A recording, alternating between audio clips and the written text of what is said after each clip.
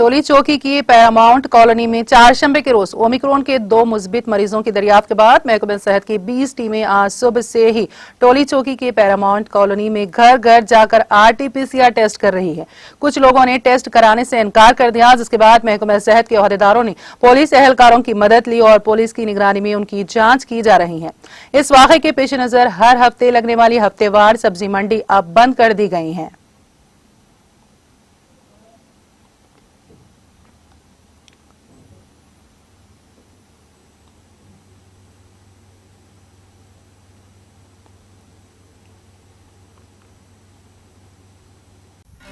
नाज़रीन, हमारे TTV news को सब्सक्राइब करिए, बेल आइकॉन को प्रेस करिए, शेयर करिए और लाइक करना ना भूलें। और किसी एडवर्टाइजमेंट से मुताल्लिक जानकारी के लिए हमारे इस नंबर पर कांटेक्ट कीजिए।